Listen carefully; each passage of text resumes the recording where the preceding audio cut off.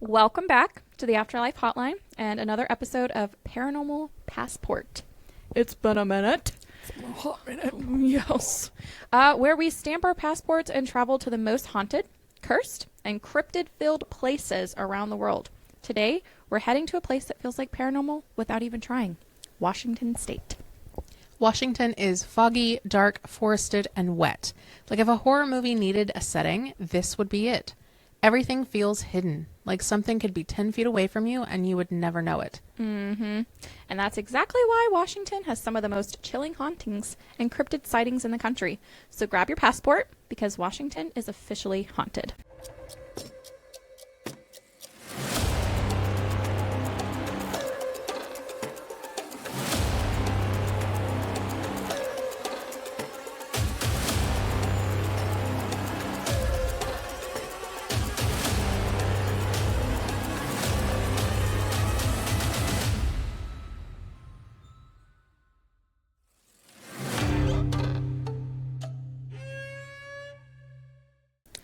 Hi, hello, welcome back. Hello. Welcome if you're new. My name is Denisha, I'm Ashley. and this is the Afterlife Hotline. Yes. As you know, we're doing the Haunted Paranormal Passport, and we're talking about Washington today. Yes, Very I'm beautiful so state. sad that we didn't, because we were both there at the same time, but for different reasons. Yeah. And I'm so sad, A, that we didn't get to meet up, and B, that I did not get to explore more, because I was there for a convention. Mm-hmm. So I was pretty much just going to Seattle for the convention and then going back to the apartment that we were all staying at. Yeah. Which Seattle's pretty cool. It's just, All I wanted to do, I did go to the Funko store though. I blacked out in that bitch, and then I don't even have it. I don't have any of those anymore. oh, I don't even have my hoodie from there. you kept no mementos? I got too fat for most of the stuff that I got from PAX. And then, yeah, I think I got rid of Do you still have your I have photos. lanyard and your stuff for that? Somewhere. Those do still exist somewhere. In fact, I'm pretty sure they're probably in that bathroom right now. Your storage bathroom? Yeah, no, because whenever we were redoing everything, like if you open that, there's pieces of my old desk, there's boxes, because I had a filing cabinet to my old desk. Mm-hmm. And none of that has a home. So that is just a storage bathroom right Yeah. now. I keep telling Chris I need him to get it organized because most of it is his stuff. Yeah. Because then we'll have a working bathroom again. But anyway, Washington has layers of history, indigenous legends, dangerous log camps, gold rush towns, ports, and ferries. Combine that with the isolation, harsh weather, and the stories don't just happen here. They stick. There's also something about the energy. Long winters, constant gray skies. I can attest to that. We both can attest to that. Oh, but it felt fantastic. I know. And stretch, surprisingly, because they say that it rains there all the time. When we were there, it actually didn't rain. It didn't rain very a single often. time, I don't think, But for me. supposedly it rains like all the time. Yeah. I don't know.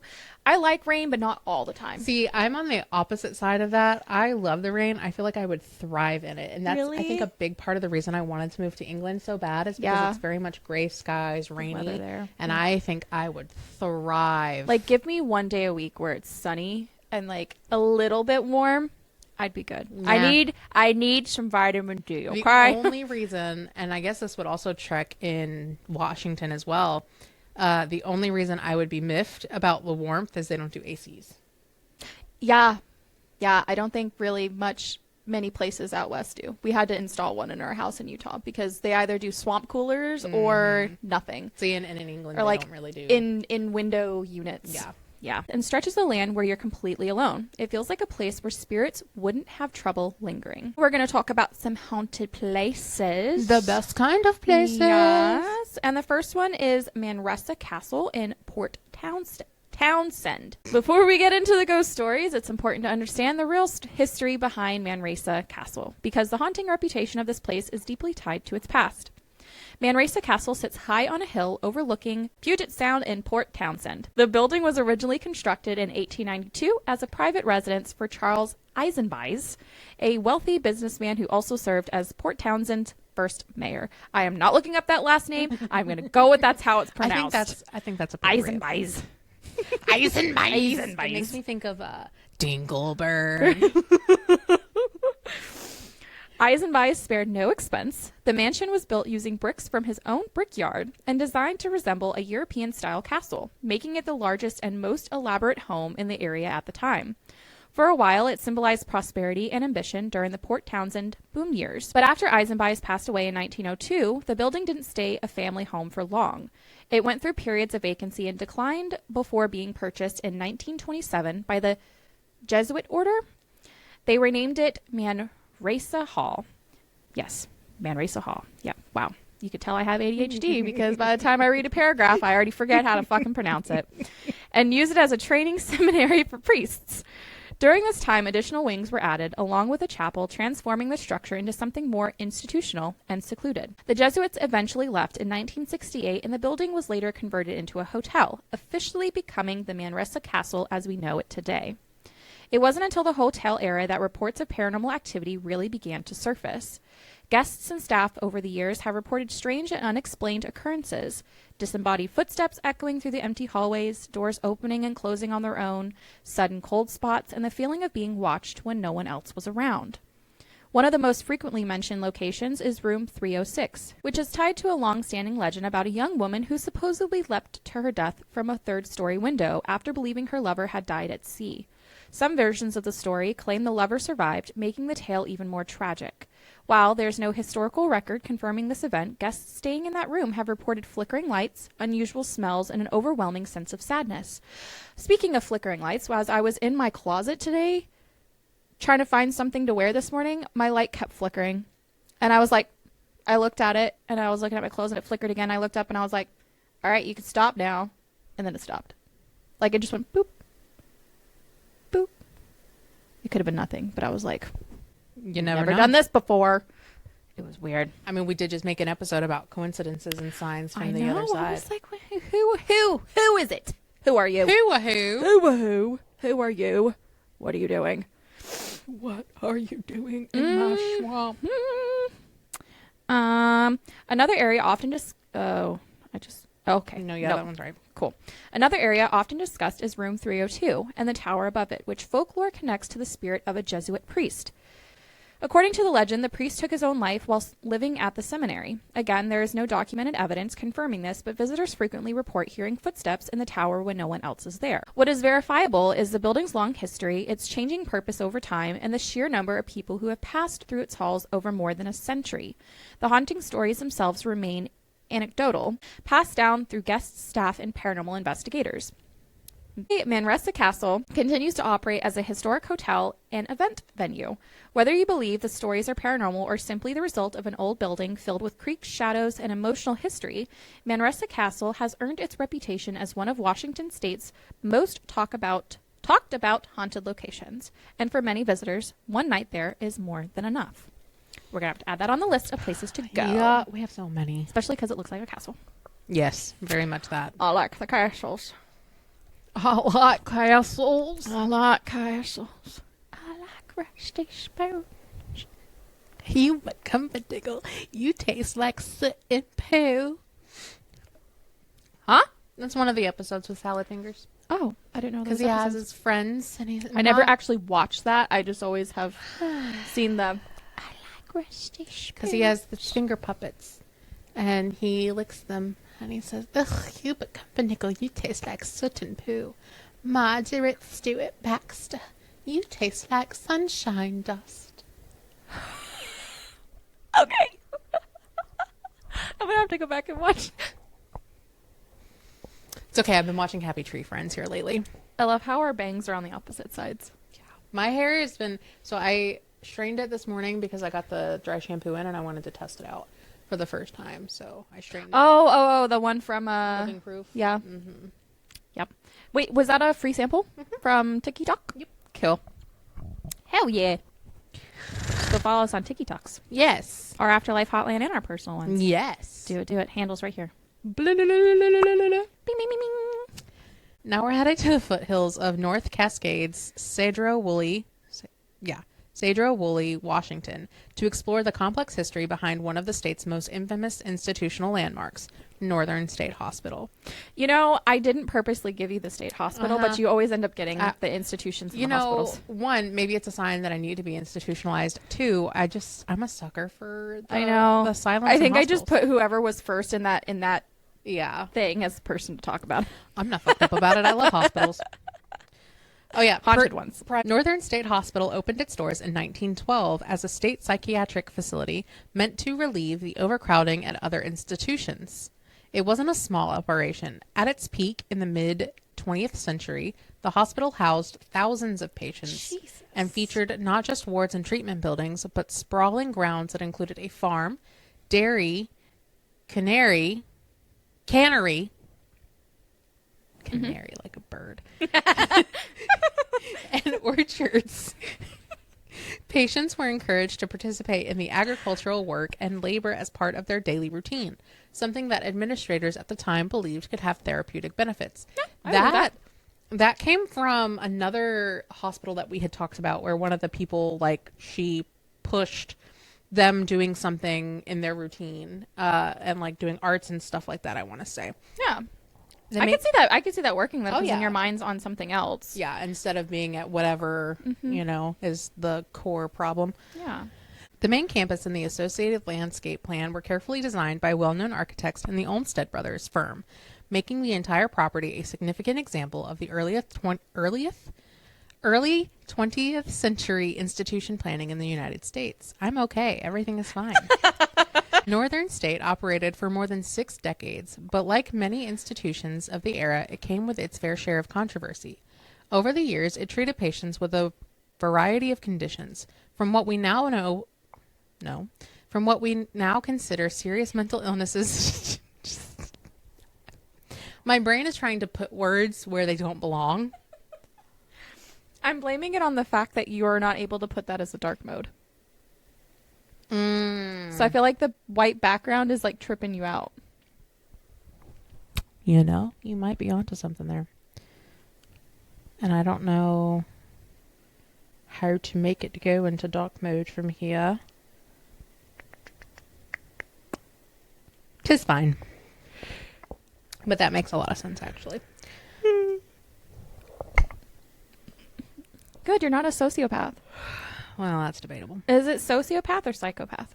I think it's sociopath. I have no idea. I don't even know where you're going with that. So apparently if you yawn and someone watches you yawn and they don't yawn, it supposedly means they're like a socio or a psychopath, because then they don't have empathy or sympathy or whatever the fuck. Interesting. I didn't know that. That's what Louise said anyway.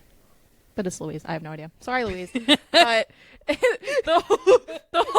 whenever they were coming to visit us, he brought that up because I think he yawned and I yawned or something like that. And then I yawned and then he yawned, and it just kept happening where I was yawning and then he was yawning. And he's like, stop it. And I'm like, I'm just making sure you're not a sociopath. It was funny. Anyway. No, you're fine. Over the years, it treated patients with a variety of conditions, from what we now consider serious mental illness to ailments and behaviors that modern medicine understands very differently. Some of these treatments administered reflected the state of psychiatric care at the time, including electroshock therapy and, in some cases, lobotomies. Live, laugh, lobotomy. There's a shirt I want to get that has that on it, and it's like pink and all girly and frilly, and it has a dolphin on it. I used to have a shirt very similar to that, and it was Dead Inside, and it had dolphins and stars. I want one that says Live, Laugh, Toaster Bath. I can probably make that happen. Because that's what my... Live, laugh, toaster bath. We're okay. Don't worry about us. The light inside me is dying. What? Give me a lighter. The hospital finally closed in 1973 due to changes in the state funding, mental health policy, and evolving attitudes towards institutionalized care. After closure, portions of the property were repurposed. Some buildings have been adapted for modern uses like job training or community programs, while large sections of the campus remain unused or have been turned into recreational trails and parkland. The grounds also include a historic cemetery where many former patients were laid to rest. You okay? Yeah, I'm good. Can you make the font bigger? I think I was breathing and then I laughed at my breathing. It wasn't the words. Oh, okay. Because I went... I'll mind my own business. I appreciate you trying to assist me, though. True friendship right there. I'm trying to fix the problems that are not even there. Now, because sites like these are steeped in decades of human experience, including suffering, treatment practices we now view as inhumane, and countless unseen lives, it's no surprise that Northern State has developed a haunted reputation in local lore. Visitors, urban explorers, and paranormal enthusiasts often describe eerie moments on the old grounds, unexplained cold spots, shadows where no one should be, and the fleeting impression of figures out of the corner of their eye. I fucking hate when that happens. I see those all the time. Mm-hmm. I see shadows out of the corner of my eye all the time. Some people report seeing the shape of a little girl playing with a red ball, or the specter of a nurse pushing a wheelchair down a deserted corridor. These stories, which have even cropped up on shows like Ghost Hunters, aren't documented historical fact, but they are a part of modern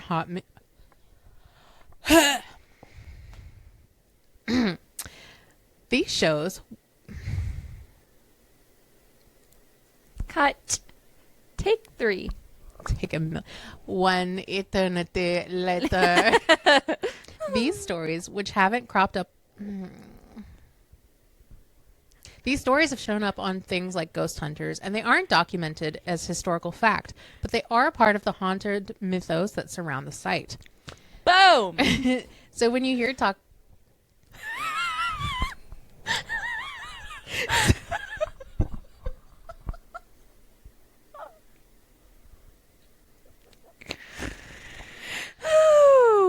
So when you hear people talk about ghosts of Northern State, remember, they're telling stories built on top of many layers of real history. The patients who lived and died there, the treatments they received, the long closed buildings, and the peaceful meadow trails that now run along the old campus. All of it adds to the atmosphere that keeps the place alive in the imagination of storytellers and thrill seekers alike. Mm-hmm. Mm-hmm. Mm-hmm. I wonder if they have a cow that they buried on the property like that one other place. Maybe. What was her name? Like Mary Beth or Maybell or something? I have since slept.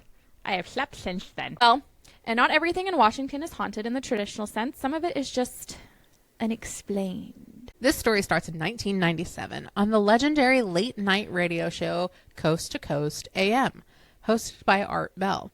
And if you know, you know. Art Bell was basically the patron saint of insomnia, conspiracy theories, and paranormal confessions. One night, a man calling himself Mel Waters phones in. He claims he owns property near Ellensburg, Washington, and on that property is something strange. A narrow, perfectly round hole. Not a well, not a mine, just a hole. According to Mel, locals had known about it for generations. People had been dumping trash into it for years. Appliances, old furniture, scrap metal, and somehow the hole never filled up. There was a trash-eating monster at the bottom of it. Eventually, curiosity got the best of him. Mel says he lowered his fishing line into the hole, tied to heavy weights, fully expecting to feel it hit the bottom. But it never did. He claims he's lowered tens of thousands of feet of line, some versions say over 80,000 feet, but never once felt resistance. Oh. No bottom, no stopping point, just endless descent. And here's where my brain short circuits a little bit. A little?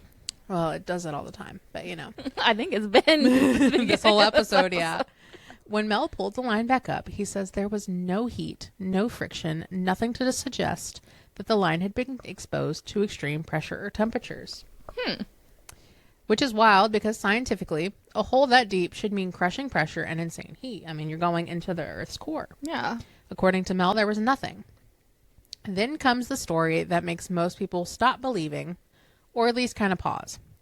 Mel claims a neighbor's dog died in what could only be described as questionable decisions. The dog's body was thrown into the hole.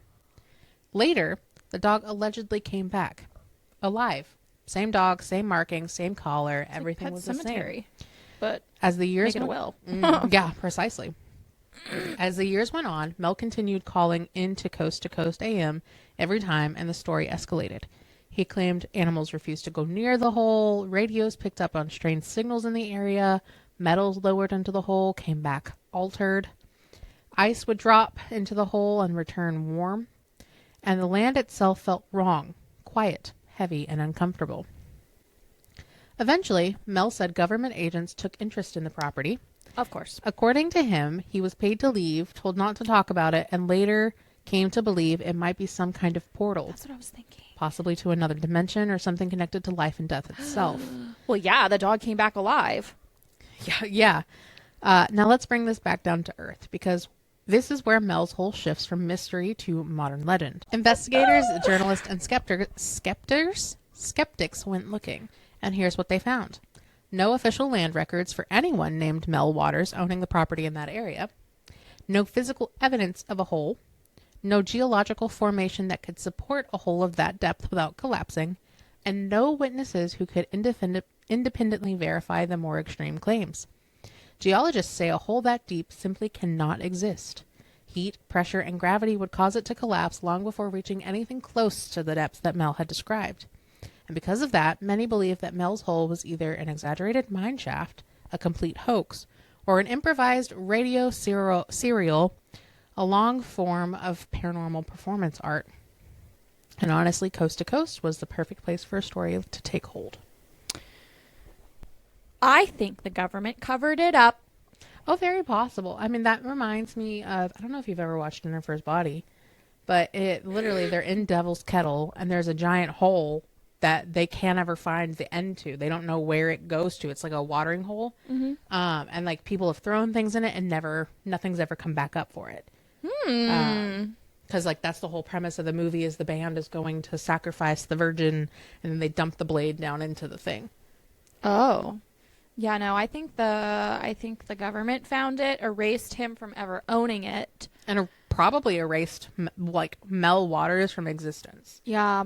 Somehow covered the hole, put something to where like it could never be found, because it was probably some sort of like portal. Well, and I mean also it wouldn't be too difficult for them to kind of make it not exist, because think about the real life Silent Hill, Centralia. That's not even on the map anymore. Yeah. Like if you go into your maps right now, you cannot map it. Well, because don't they have like technology where they could see where they would be like hollows in the ground or something, even if it was covered up? Yeah.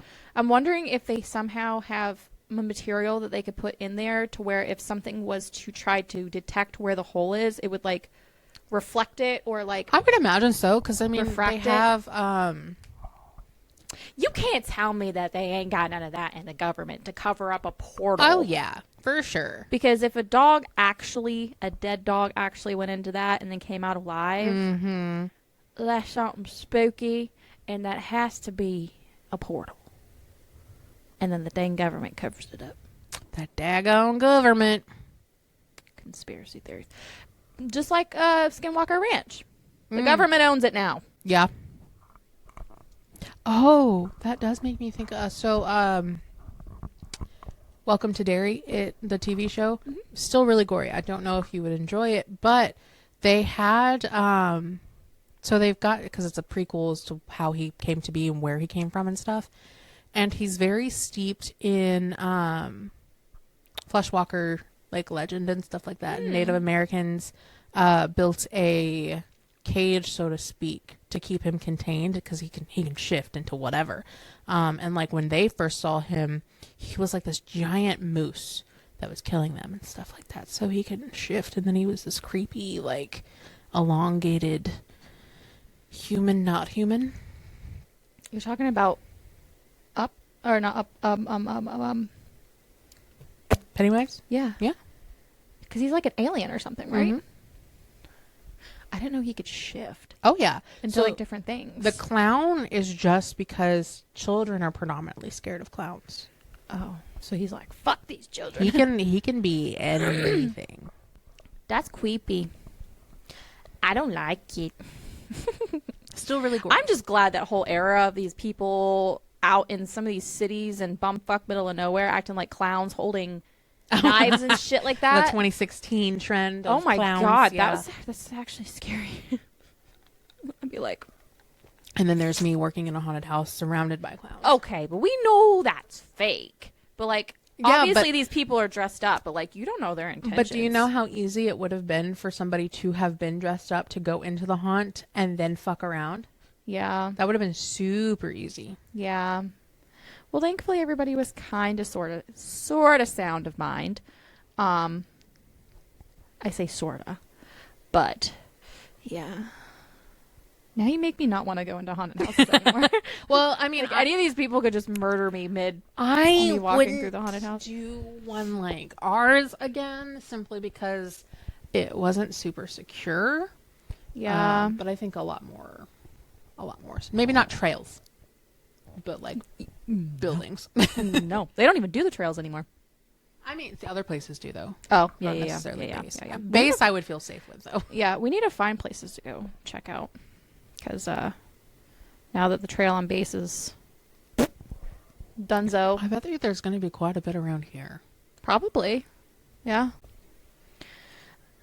We're going to talk about cryptids now. When people think of cryptids in Washington state, there's one name that comes up before all others. Sasquatch, also commonly known as Bigfoot. Bigfoot. Washington is considered one of the epicenters of Sasquatch sightings in the United States, largely because of its dense forests, mountainous terrain, and vast stretches of wilderness that remain sparsely populated. From the Cascade Mountains to the Olympic Peninsula, the landscape itself seems almost as designed to hide something. You're rubbing off on me, and I need you to stop it. If I was Sasquatch, I'd probably live up in Washington. Yeah. Or like Oregon, something like that. Ooh. Or Maine. Oregon. One of the coasts Yeah. up in the corners. The legend of Sasquatch long predates modern sightings. Indigenous tribes of the Pacific Northwest, including Coast Salish, and other regional nations, have oral traditions describing large, hairy, human-like beings that lived deep in the forests. These beings were often portrayed not just as monsters, but as spiritual or supernatural guardians of the land. I have always thought that. I have always thought that there's something like not supernatural, but like like alien, extraterrestrial. That's what I've always thought of. Maybe they were the us before us. Maybe. I mean, Like evolution. well, because I mean, there's been where the indigenous tribes have had paintings and stuff like that of them. So I mean, yeah, I don't know. In modern times, Sasquatch is described as a tall bipedal creature covered in dark hair, standing anywhere from 6 to 10 feet tall. Reported evidence includes footprints, vocalizations like deep howls or knocks on trees, and fleeting sightings, often lasting only seconds before the creature disappears back into the woods. Dad and I think it's because they've uncloaked themselves and they accidentally got seen. Yep. Ronnie LeBlanc has a whole story about that. That proves that theory. His book is about to come out, I think, too. His new one. And that's why he's not on Expedition Bigfoot anymore. Because he saw something and they didn't want to let it leak out. Anyway, while there's no scientific proof that Sasquatch exists, Washington continues to log hundreds of reported encounters over the decades, keeping the legend alive. Whether Sasquatch is a flesh and blood creature, a misidentified animal, or something more paranormal remains one of the greatest mysteries of the Pacific Northwest. And for a state known for its misty forests and endless tree lines, it's easy to see why so many people believe something is still out there watching. How can you not believe something's out there watching? I mean, even if you didn't believe in Bigfoot necessarily, you gotta believe something's out there. Like, yeah, there's gotta be. There has to be. I'd drop dead if I saw a Sasquatch. I feel I'd like be I so would scared. shit my pants quite That literally. too. I'd poo my pants because, oh my gosh, I'd freak out. I mean, you did freak out over your albino raccoons. Listen, Linda. There's a lot of things. Another cryptid often mentioned in the Pacific Northwest lore is Ogopogo. Though technically this one comes from just north of the Washington border. So in Canada? Oh, Canada. Ogopogo.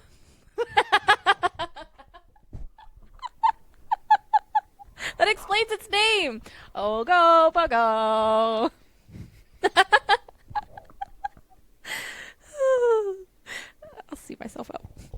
Ogopogo is said to inhabit Okanagan? I'm going with that. Lake, that's not the right word, a long, deep lake in British Columbia.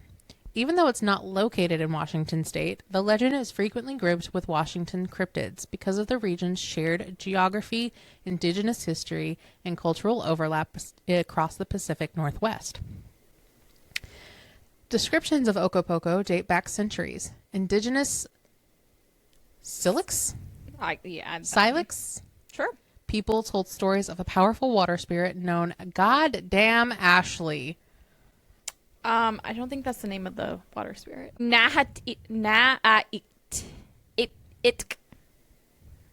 put it here. A water spirit known as that I'm not even going to try to say, believed to control the lake and demand respect from those who traveled across it. Early settlers later transformed those stories into a lake monster legend.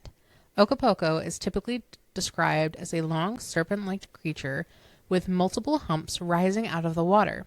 Sightings often involve reports of something massive moving beneath the surface, creating waves, ripples, or shapes that don't behave like boats or known animals. Despite sonar scans, photographs, and eyewitness accounts over the years, no scientific evidence has confirmed Ogopogo's existence. Still, the legend endures, reminding us that deep water, like deep forest, have a way of holding on to its secrets. And in the Pacific Northwest, what we can't see often feels just as powerful as what we can. All right. So we do have 2 Reddit stories. If you want, I can read them. You can read the shorter one. I'll read the longer one. Whatever you want to do. I recently moved into a trailer on my sister's property, and one night I'm laying in bed in a twilight state about to fall asleep until suddenly I hear footsteps in my trailer. I knew nothing was there because my German Shepherd wolf mix dog, who was lying next to me, would have definitely alerted me. Then the November air grew hot and clammy. Ugh, I hate that. Mm-hmm. And I almost felt paralyzed. Next thing, I hear a knock at the door and my sister's voice telling me our mom was here and to come greet her. No. Mind you, my mom was in another state and had no plans to visit. I don't respond. I just lay there contemplating the situation. Then out of nowhere, on the other side of the trailer where my bed is, I see out the window a tall, slender man thing walking past the window above my bed. No! My dog reared up and viciously barked at him. Oh, I fucking hate that because that means it's there. Something's there. This is unusual because he likes the element of surprise so he can attack. The guy seemed alarmed and uttered the word "geez" and then disappeared. I'm wondering if it was the same creature who knocked on my door or if it was something else coming to, I guess, protect me. I've had weird encounters in the past where someone or something magically appeared to scare off whatever was threatening me to begin with. Thoughts has been driving me crazy. The fact that it said "geez," yeah, and then ran off, like what? Well, because if it was something to protect, like if it was a passed on family member, and the dog was rearing up and on the defense, yeah, the response of "geez, I'm just here to protect." Yeah, and the dog's like, "Go away." Yeah, go away. But I don't know. I don't like that. Weird. It also gave me Slender Man vibes, like tall, lanky. No thanks. No thanks. Good on you for not answering the sister's voice, though. Yeah. Nope. Where was the sister? Was the sister not there? I guess not. I think the sister was in her own home because this said that they had a trailer on my sister's property. Yeah. Oh. So not only could you have been dealing with like a mimic, but also like a flesh pedestrian or something.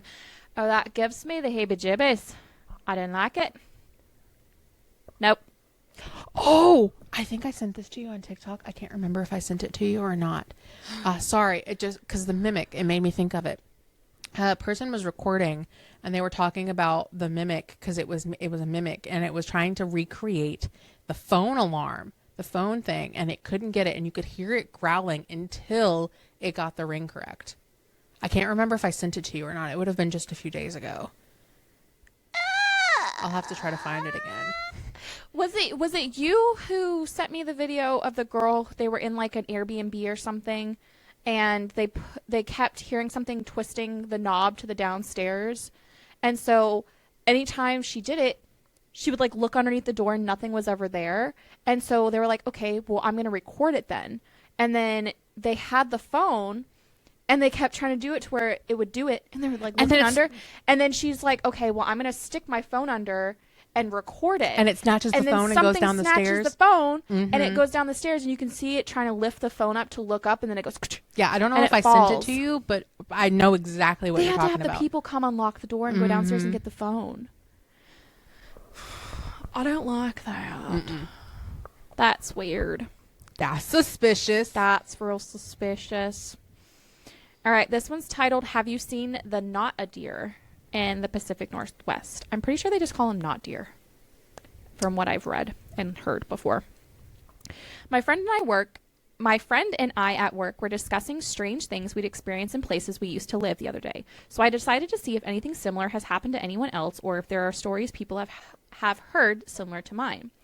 I used to live in the northern Washington state, having moved there from the Midwest for work. The town I lived in was big enough as it had a university and was close to the Canadian border, but definitely not very populated and mostly rural. Fuck me. That word is always in the stories that I have to say. Rural. Forested, mountainous areas. Similar to the Midwest where I'm from, there's a good amount of wildlife there. I would see bald eagles, owls, hawks, raccoons, deer, and I'd see cougar prints on hiking trails. Thankfully, I never crossed a cougar's path that I know of. And in the Midwest, I've seen plenty of deer. Can't throw a stick without hitting one. Black bears on several occasions, and even been terrifyingly close to a moose once on accident. I'd be scared of a moose too. Especially if it has a baby. I'm telling you all this so you know that I am 100% sure that what my brain told me at first was a deer was not a deer. On the night I saw it several years ago now, I was heading to work at about 11 p.m. I had been working the overnight shift for several weeks at this point, so I was pretty used to the weird time to be working. I wasn't especially tired and had already been awake for more than an hour getting ready and had a cup of coffee. My commute consisted mostly of driving through flat land since it's near the coast, with lots of trees broken up by some small fields. The road is lit with street lamps, but not enough to always be well lit the entire drive. I was coming around an unlit bend with a field on my right and a thick treed median on my left. I saw a deer walking away from the road in the field, so I immediately let my foot off the gas and looked for more that might come out of the trees. Rarely did I ever see a lone deer, always at least two, sometimes as many as 10 crossing together. The deer was far enough ahead, still walking, that I looked back at it again as I passed by. As I passed it, though, I realized it wasn't a deer at all. It was just very wrong. I really don't know how else to describe it. It had stopped in the field and it just wasn't a deer anymore or anything like a deer. I think it was bigger than a deer at the very least, and I felt like it was observing me as I passed by it. I had that sinking feeling in my gut you get when something you dread is about to happen, is definitely going to happen. But I went past it, stepped on the gas, and got back to above the speed limit while gripping the steering wheel. Nothing dreadful happened. I got to work fine. I've moved to a different state now, but I used to always look out for the not a deer whenever I drove late at night to and from work. I have no clue what I'd do if I saw it again. It was the only weird thing that has happened to me there, but is one that I think about the most. Is there anyone from the Pacific Northwest here that has heard of something similar?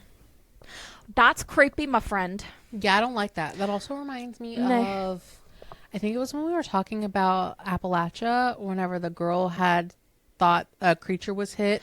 That's why I stopped reading halfway through, because in my mind I was like, wait, am I reading the same story? And then I skimmed it and I was like, no, I'm not. Okay. Because I was like, this sounds very familiar. Mm-hmm. Yeah, no thanks. Absolutely not. Nope. I've heard and listened to other stories on other podcasts about people encountering these not deers, and they're fucking creepy. Very fucking creepy. I don't like it. No. I think the not deers, I think they're actually skinwalkers. That's what I think. Because they can kind of shapeshift. Because I feel like it's like it might be like the in-between shape-shifting, you know, or something. That kind of makes sense, though, because They have like long, lanky legs and like weird looking faces and That was Pennywise in his moose deer form. Yeah. Yeah. I feel like there's some sort of like obviously shapeshifter skinwalker type thing. Because skinwalkers can take shape of anything. They almost. called it the Galoo. Oh. The only other moose thing that we've heard of was that white moose that's up in Maine. Oh, yeah. That giant ass white moose. What y'all think? Damn, nature, you scary. I know. If y'all are from Washington, let us know. And let us know if you've experienced anything out there that's creepy and weird, or the Pacific Northwest in general. I wonder if Shaggy's experienced anything, because he lived in Washington for a time. Maybe. That or he might not have gotten out in the wilderness very much. Well, I know they hiked Rainier. Mm-hmm. I could see where you could find some crazy ass things, because those are some dense forests out there. Y'all be careful out there too, if y'all ever go out there, because who I went with, it wasn't like cold outside, but it wasn't like super warm, and we went into an area that was on a trail that they've been to before and people go to it, but it was like maybe the size of this room. It was like a tiny like little watering hole, but the water was run off from the top of the mountain, so it was like glacier water, so it was absolutely freezing, but you could like jump into it, and that little watering hole was deep. Like you jump in and you're like you can't breathe. So like be careful whenever y'all are out there, because you never know what's out there, and if you don't jump into freezing cold watering holes, that's all I gotta say. Don't jump into random water anyway. No. Do your research. Yeah. I was just following along and well, you know, almost hyperventilated while I was in the water. I'm like, oh my god, this is so freaking cold. Anywho, so your paranormal passport has officially been stamped for Washington State. Would you stay overnight at any of these places? Do you think Sasquatch is real? I do. I do too. Me too. Just because you left Washington doesn't mean it's left you. And on that note, if you guys have any stories that you want to send us, feel free to send them to us at the Afterlife Hotline at gmail.com. Or DM it. Yes. Follow us on the socials, share our podcast or YouTubes or whoever with your family and friends that you think might enjoy them. Let us know what state you would like to hear about next. Yes. It'll probably be, maybe 2 weeks for the next one? Yeah. So we're probably going to do a state, like a state filler, just to kind of break it up a little bit. So, yeah, let us know which state you guys want to hear about next. So keep one foot in the living world. And one ear on the line. We'll see you next time, guys. Bye.